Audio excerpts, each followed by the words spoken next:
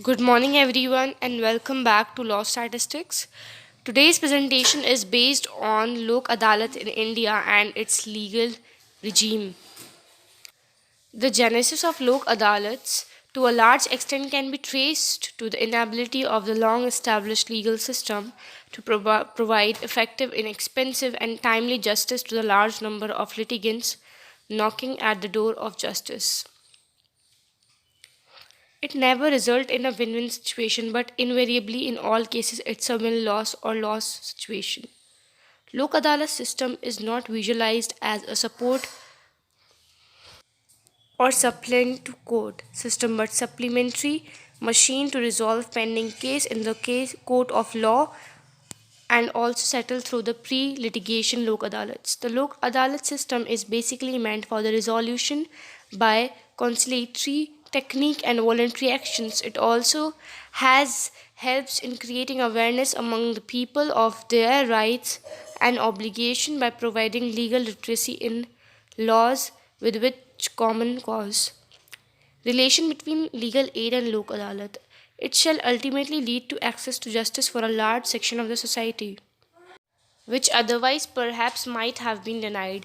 This shall ultimately lead to more and more people coming to the courts in the quest of justice.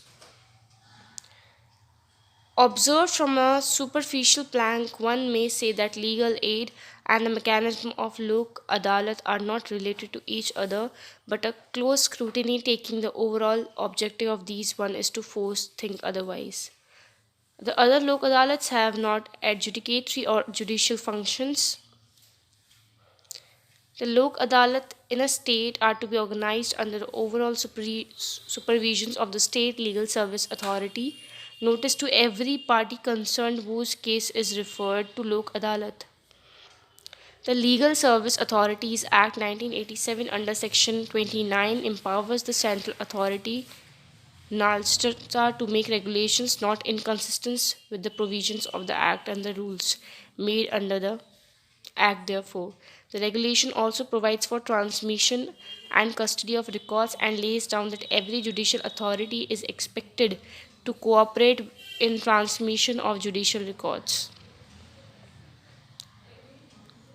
Moreover, when both parties sign or affix their thumb impression and the members of Lok Adalat countersign it, it becomes an award. Every award shall be categorical and lucid and shall be written in the language prescribed for the court in English. Lok Adalat shall not grant any bail or divorce by mutual consent. Nothing said or admitted can be brought in evidence or made use of other court.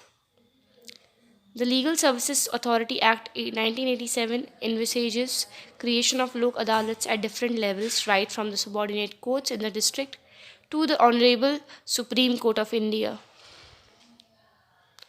Certainly touched and deeply disturbed by the sight of large number of poor, downtrodden and indigent litigants cherishing hope for justice with great preparation but with the stamp of remarkable simplicity, the late Chief Justice of Gujarat High Court Justice M.P. Thakur organized the first Lok Adalat on March 14, 1982 at Gunagar, Gujarat. Thank you and have a great day ahead.